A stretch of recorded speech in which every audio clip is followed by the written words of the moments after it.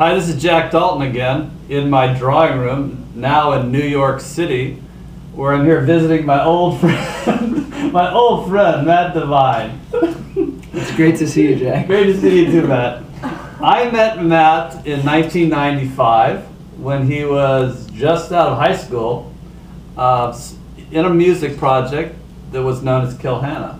And over the next 5 years, I became very involved in that project as he released a number of demo recordings before he was eventually signed to Atlantic Records in, I think, 2002? Yeah, 2003 actually. 2003, and you put out 2 records on Atlantic and a third one on another major label. But then recently his life took a turn, and he was cast in the Broadway musical Spider-Man Turn Off the Dark. And I came out here today, this is April 9th, to see Matt in that Broadway musical about a month after my brain surgery, as most of you know. And we just got back from the production, seeing the theatrical production, and had dinner at Sardi's of all places. And what an amazing night it's been. Just great seeing you out here. It's bizarre. Yeah, I haven't seen you in like probably 9 months to a year. Yeah, like this is what it took. I had to, be cast on Broadway play to hang out with you guys. I've been living in Jack's condo for the last 7 years. In Chicago. Yeah. And there was a time in the late 1990s where I think you and I spoke or saw each other every day. Yeah. And then I moved to California in 2000. Shortly after that, you moved into my condo in Chicago. Lived there for 8 years. Yeah. Moved to New York, what, about 9 months ago? Yeah, in August of 2010. Yeah, and I haven't seen you in so long. But tonight you were in Spider-Man the Musical, the Broadway production, the most expensive Broadway production in history, $60 million to produce. And you play the role of, is it Griff? Grim. Grim Hunter. Grim Hunter, and you're one of the members of the what do they call that? The geek chorus. Yeah. Modeled after the classical Greek chorus. Yes. You're one of 4 people in that chorus, and you sort of presage and comment upon the action that is to come, the events that are to happen in Spider-Man's life as is laid out in the musical. Yeah, we kind of narrate the show, and in theory, it's kind of our imaginations that unfold into the bigger story that everybody sees. And so you appear, several times during the production, sort of presaging scenes that are to come and commenting on the action that's happened, as I guess would be the function of a Greek chorus in a classical theatrical production. So it's quite a cool thing to introduce into a 21st century musical on Broadway. Now, you had never been in a theatrical production until this. Right. And before that, you had been a rock musician for, I don't know, 15 years. So this is quite a new thing or activity for you. I mean, how has the experience been? How has it been different than being in a rock band? I mean, intuitively, it's quite different, of course, but yeah, there's it's different in a lot of ways. The biggest difference is that in the band you're constantly interacting with the audience, and in a play I had to learn the hard way that you're basically supposed to ignore the audience, so it's, and in a band we're typically changing the set list nightly, and the banter, of course, is kind of unique to whatever city we're in. And extemporaneous. Yeah, and this is all very, very, obviously, like, very scripted, very little room for improvisation, stuff like that. So, those are 2 of millions of differences. Yeah. This is just a much more regular situation. I have a schedule that I get a PDF that shows up in my BlackBerry every night. Well, really, what does it say? It's a schedule for everyone in the entire company. It says who needs to be where at what time. So when it, lately we've been Does it vary from day to day? Yeah, it does, because a lot of people know, a lot of people may not know that Spider-Man the schedule of Spider-Man has been a pretty controversial subject, and we've been behind schedule, we've pushed openings, things like that. So now, you're kind of in the process of putting on shows. These are all previews. We've been playing to sold out audiences for the last, few months, 4 or 5 months, but they're technically previews. We haven't officially opened yet. And at the same time, we've been rehearsing. So, I see. You may have a fitting at 3 o'clock. You may have a really intimate rehearsal with the writer and the director for a few hours, or the entire company may be called for a meeting to discuss safety procedures and things like that. So every day is different, and you don't know your next day's schedule until the previous night. But as unpredictable as the schedule is, it's still much, much more regular than being in a bus or being in a van on tour. Yeah, where you, of course, you have to show up at a show at a certain time for sound check and the performance, but other than that, your schedule's completely up to you. Yeah, aside from like interviews or whatever promo you have to do, it's every day is a new city, new crowd, new friends, different places to eat. So it's kind of really apples and oranges, as I guess most people would suspect, being in a theatrical production or being in a rock and roll tour. Well, since you've been in this production, I guess it's been about 9 months you've been in rehearsals and previews, have you had time to write any music of your own? Not full songs per se, but I've definitely been writing a lot of lyrics, and it's definitely been inspiring me in other aspects of my creative range. Like I've been writing a lot more in terms of just in terms of my blog, in terms of journaling. And, you wrote a script like too, didn't you? Yeah, and a script, and it's cool. It's definitely it's refreshing for me artistically, because the irony is, and I hadn't realized this until I'd taken on this new challenge and this new lifestyle, but in a band, though you are as I mentioned, you're in a different city every day, you're around different people all the time, that becomes its own kind of Groundhog Day, in a sense, where I'm still around my bandmates, still around my crew, I'm still playing songs from our band, and without realizing it, years go by and you realize that though you're writing new songs for the band all the time and you're trying to flex that muscle as much as you can, it's actually kind of stifling.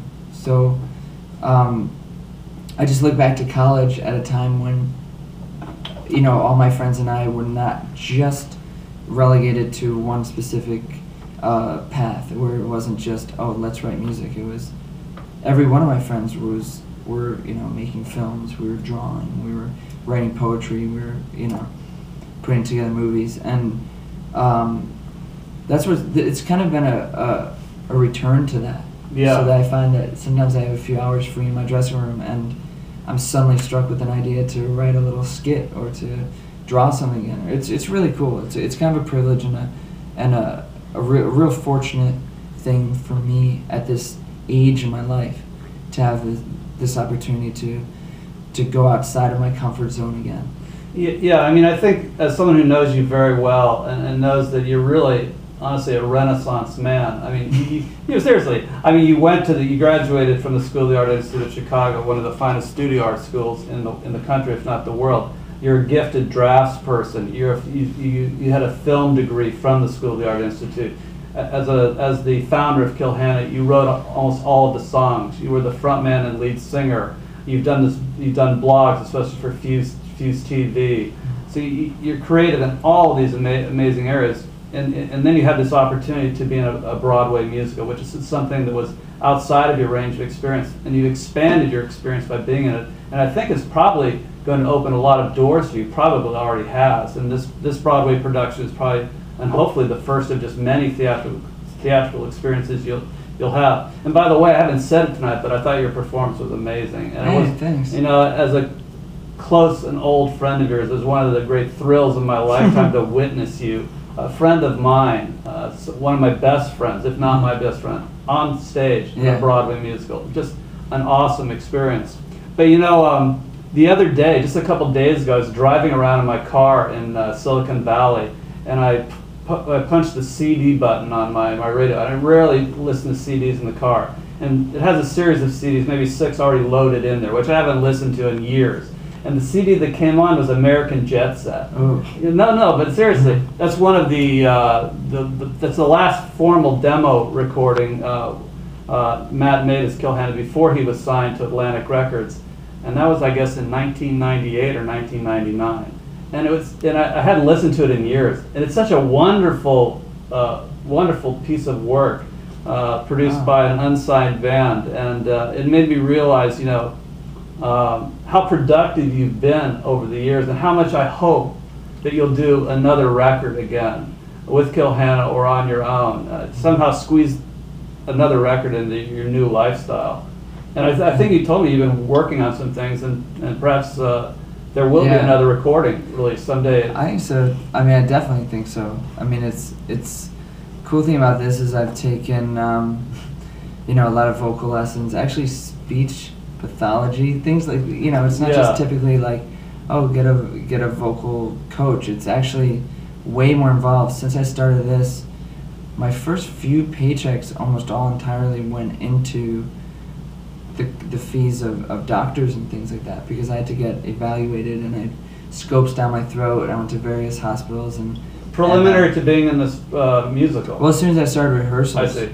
Because I didn't want to fall behind, and by having problems developing with your throat. Yeah, because when I came to the very first rehearsal, I was really an outsider, and you know, I tried to mask the fact that I wasn't raised with this pedigree of you know, performance and technique and things like that. So quietly in the background, I started, you know, I was really scrambling to catch up to everyone else. So I went first of all to a vocal coach who said, you know, I can't even work with you until I know what's going on with your throat.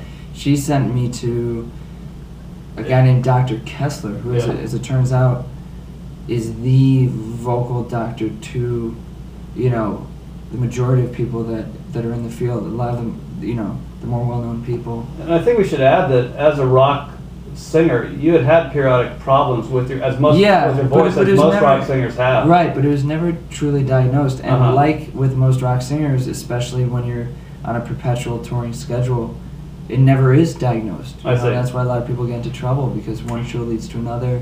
You may have a cold, you may be battling something, and you push yourself beyond your you know, your capabilities, and you really you can end up with some permanent damage. And in my case, thankfully, I didn't have any nodes or nodules, you know, things that some people unfortunately get, which are, you know, require surgery and things like that. But they put a scope down my throat and diagnosed me with extreme acid reflux. Which sounds kind of silly, but the truth is, all the tissue around my vocal cords, this is really private, I don't know why I'm saying this, but all the tissue around my vocal cords themselves were healthy. They were white. Vocal cords are just very, you know, there's very small white flaps that kind of vibrate against one another to create the sounds, you know, pitches and everything. But anyway, they were fine, but the tissue around it was all very, very red, very swollen, puffy. You think that's from abuse during your rock singer career? It's from my lifestyle. It's from dehydration. It's from my diet. Screaming at nightclubs? Everything. So immediately I changed my entire lifestyle. I was given shots of steroids in my butt. I was given a real, like, intense steroid treatment. You look really good, by the way. Hey, thanks. So do you. Thank you. We've been through some tough times together, so we can really say that. We haven't always looked so good. So anyway, so I went to this doctor, and of course I wasn't really insured, so I paid all out of pocket. But I got shots of cortisone in my butt, steroids to take to reduce swelling, antacids to take after every meal, nighttime antacids to take, some sort of like menthol oil to put up my nostrils at night so that I would breathe through my nose, whatever the neti pot is to clear out your sinuses, a steamer to breathe, drops of eucalyptus or I don't even, echinacea, like a really intense regimen, certain cough drops. I mean, to restore the tissue. Everything, and in addition to all that, there were restraints on my diet and on my nightlife in a sense. You know, it's like you have to you give yourself a curfew, and then you restrict eating to, you know, you have to fast 2 hours before bed every night, and a few other pills which I don't even remember right now what they do, but sure this wasn't a cult you joined. but it worked, and I had images of my vocal cords taken day 1 and then day 12, and I adhered religiously to this schedule, and by day 12 there was, you know, there was really great progress, and it made a huge difference. And then since then I've seen speech pathologists to learn how to speak properly, because my natural speaking voice happens to be pretty harmful to my vocal cords, even as I talk to you right now. Yeah. And you're not damaging it by giving this interview, are you? No, not as much as I would have been in the past, but I still hear myself kind of dipping down below. So you consciously regulate the way you speak. I see.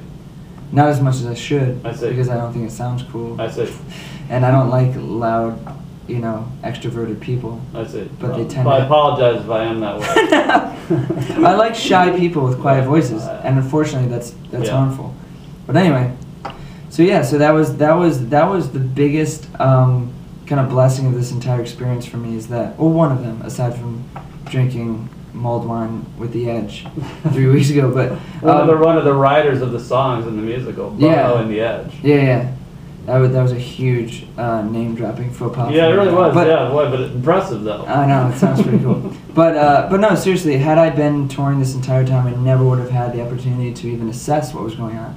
So, long answer to your first question, I can't wait to apply what I've learned in this play to new songs that I'm writing. So my range is wider, my stamina is stronger, and vocally, you know, I've learned a whole new bag of tricks that I can't wait to apply. And that is so good, because I know during your rock music career, there were times when your voice was really suffering. Yeah, I embarrassed my band so many times. Oh, you never embarrassed anybody. Come on. But it was suffered. It suffered, and I worried about it for you, because I know you can damage your vocal cords. For sure. Well, you know, I wish you a long career on Broadway, and maybe even in Hollywood.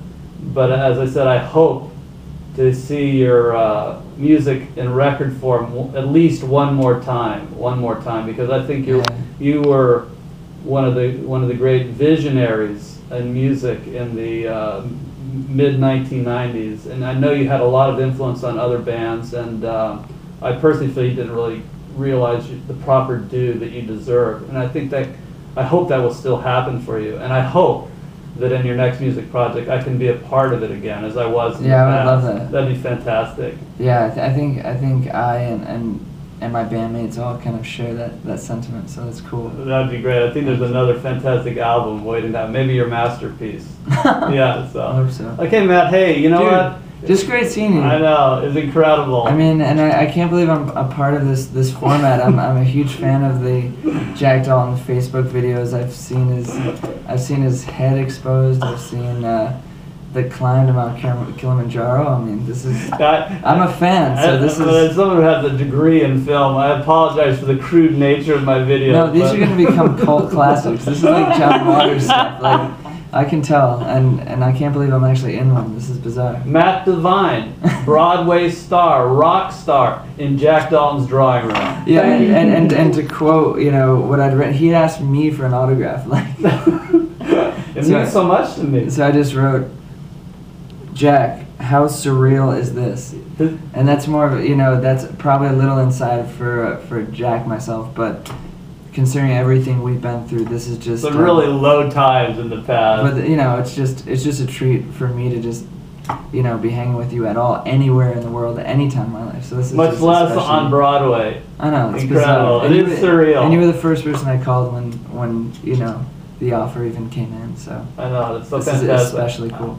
I'm so proud of you. Dude. I sound like your father, but I'm just happy that you know, you survived the brain surgery. Me too. So that I could witness this. And both of us, how many people in this room have ever had staples in their head? Yeah, It's the two of us. we're both in the brain surgery survival club. It's true. Okay, Brother, man. great seeing you as always. Thanks a lot. All right. Till next time.